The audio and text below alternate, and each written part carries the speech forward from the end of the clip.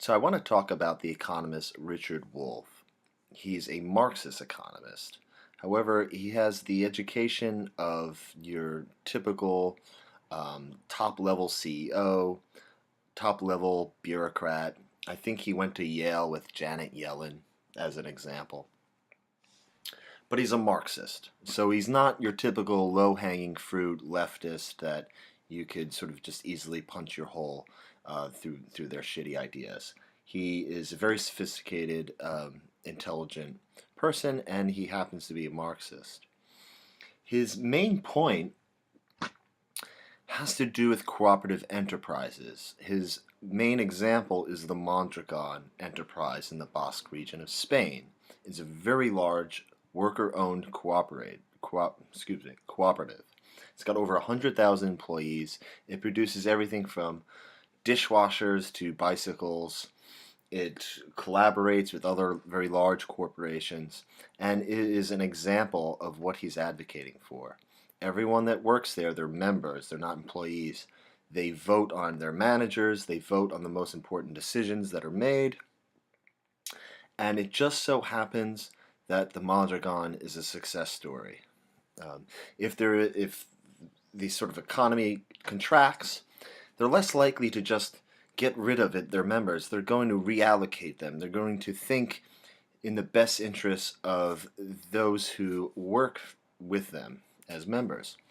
So there's a number of benefits that come with working at Mondragon or just any worker cooperative, sometimes referred to as worker self-directed enterprise. But the platitudes that would come with advocating this sort of enterprise seem to be more closely related to the sort of Republican platitudes. They sort of appeal to the industriousness of the individual. Excuse me. The industriousness to cooperate, collaborate, make something work, make something competitive, actually deliver goods and services. Like, you can't be begging the government to give you a handout if you're really motivated to change the system, in the sense that your values do not match up with capitalist-run enterprises that are privately owned by a few people or just one person, and operated by wage laborers. That's the main distinction. It obviously still exists in the marketplace. So that being said, why am I want to talk about him because he, to me, represents the reason why there's no point in being a democratic socialist. Because we have the opportunity in the free market to build an enterprise in which there are no wage laborers and which everyone owns a piece of it. And in that situation, you're not working for a capitalist enterprise anymore. So it's like you have that option. You can do it. And I like it because it puts the onus on you, the leftist, the person who hates capitalism, to deliver an alternative. And it can be done. There are other examples of cooperatives. So to me, this is like a reason not to associate yourself with democratic socialism. And it makes democratic socialists seem like beggars. And to a certain extent, that is what you're doing. We need this from the government. We need that from the government. Tax it from the rich. The rich have it, and that's part of the reasons why we don't, and we need it. And that's kind of this moral sort of urgency that comes with people like Bernie Sanders. They're saying the billionaires make too much money, and regular, ordinary Americans don't make enough, and this just simply needs to be redistributed. With a worker cooperative, you have the sense that redistribution is useless, and you better get the distribution part right the first time. So, to me, it's a very attractive idea. I don't associate myself with the left, but it's still a very attractive idea. I think any libertarian would be like, yeah, go for it. See, can you produce goods and services and do it in a way that's competitive? I don't care how you do it, just do it. I think that's how most people would see the situation. So, looking closely at Richard Wolff, his channel, and what he says kind of paints a different story. When he's talking about worker cooperatives, he's usually always pointing to Mondragon, and he's saying, look, it could be done.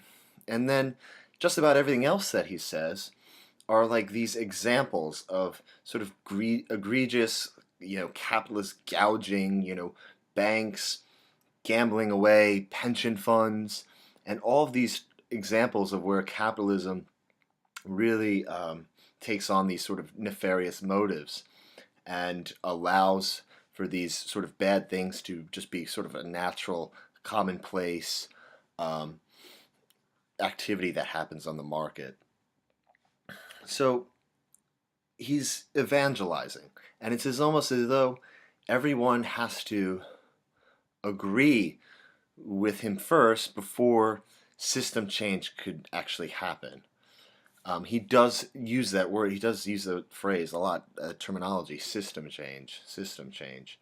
And you get the impression that he's not really making any attempt to teach people or motivate people on how to start something, a cooperative, in any way. He's rather just getting people angry about the system and advocating for this one prescription.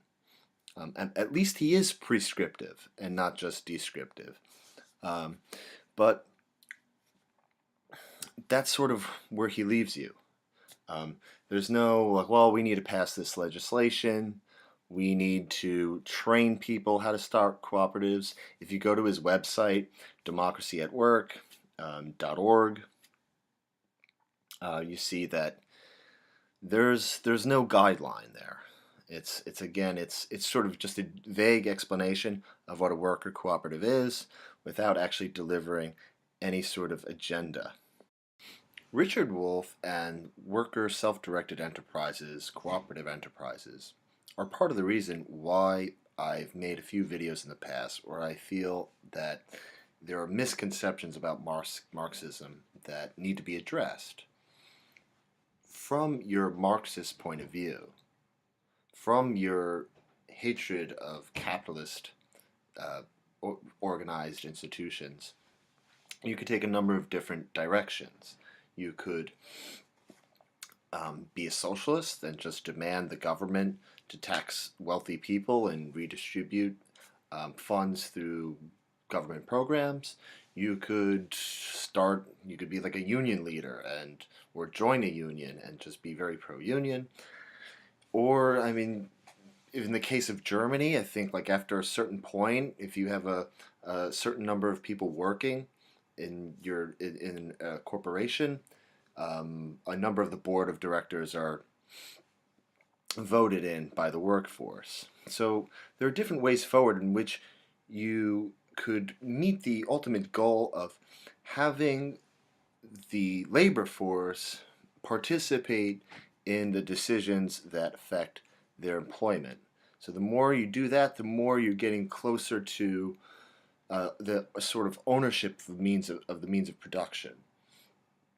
And that would be the sort of Marxist remedy to the problems with capitalism. So you don't have to be Bernie Sanders. You don't have to take that route. And certainly cooperative enterprises are the most attractive alternative to capitalist enterprises, for me at least, and for Richard Wolff.